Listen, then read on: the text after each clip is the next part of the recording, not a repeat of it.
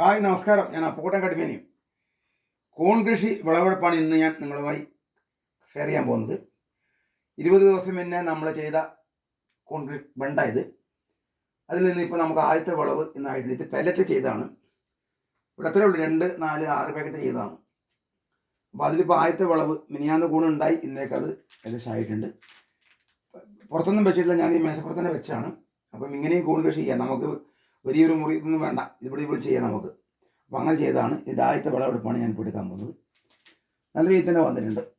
ഇതാണ് ഇത് ഒരൊറ്റ ഒരു ചുവടാണ്, ഒരു ചുവട്. ഇതൊരു ചുവടുണ്ട്. ബാക്കി നിന്നിപ്പോൾ കൂണ് വരുന്നുകൊണ്ടിരിക്കുന്നുണ്ട്. ഇതിപ്പം നാളേക്ക് ഇത് കൂണാവും. ബാക്കി ഉള്ളതിൽ നിന്നും കുറേശ്ശെ വന്നുകൊണ്ടിരിക്കുന്നുണ്ട്. ഇത് സാധാരണ നമ്മൾ ഉറിയിലേക്ക് കെട്ടണം. ഇത് ഞാൻ കെട്ടിയിട്ടില്ല ഇപ്രാവശ്യം ഇങ്ങനെ മേശപ്പുറത്ത് വെച്ച് നോക്കിയാണ്. ഇപ്പോൾ ഏതായാലും ഇന്നെടുത്തത് പുറത്തേക്ക് കെട്ടാൻ പോകുന്നുണ്ട്. ഇതിനിപ്പോൾ കൂണ് വന്നിട്ടുണ്ട്, കണ്ടില്ലേ? ഇതിനിപ്പോൾ കൂണ് വന്നിട്ടുണ്ട്. എല്ലായിട്ടും കുറച്ച് വരുന്നുണ്ട്. ഇത് ചെയ്തിട്ട് അത്രയേ ആയിട്ടുള്ളൂ. ഇത് ചെയ്തിട്ട് ഏകദേശം ഒരു 10-12 ദിവസമേ ആയുള്ളൂ.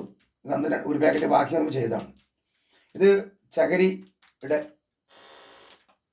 മീഡിയത്തിൽ ചെയ്താൽ അപ്പോൾ നമുക്ക് ഇരുട്ട മുറിയൊന്നും വേണ്ട. ഇതുപോലുള്ള സ്ഥലത്ത് വെച്ചിട്ട് നമ്മൾ തുണി കൊണ്ട് ഞാൻ പൊത്തി വെച്ചതേ ഉള്ളൂ. ഇത് ഇപ്പോൾ തുണി ഇപ്പോൾ എടുത്ത് കാണിച്ചാണ്.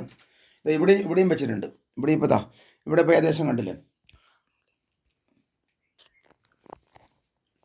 ഇവിടെ ഇപ്പോൾ ഒരു 10-15ഓളം ബണ്ടിലുകൾ ചെയ്തിട്ടുണ്ട്. തുണി ഒഴിച്ച് മൂടിയിരിക്കുകയാണ്, കണ്ടില്ലേ?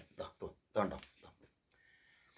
അല്ലാണ്ട് ഇരുട്ട് മുറിയൊന്നും നമുക്ക് വേണ്ട. കൂൺ കൃഷി ചെയ്യാൻ ഇരുട്ട് മുറിയൊന്നും വേണ്ട. ഇരുട്ട് മുറി എന്ന് പറഞ്ഞിട്ട് പല ആൾക്കാർ ഇതിൽ നിന്ന് പുറകോട്ട് പോകുന്നത് ഒന്നും വേണ്ട. ഇവിടെ ഇപ്പോൾ ഞാനൊരു 16 ബണ്ടിൽ ചെയ്തിട്ടുണ്ട്.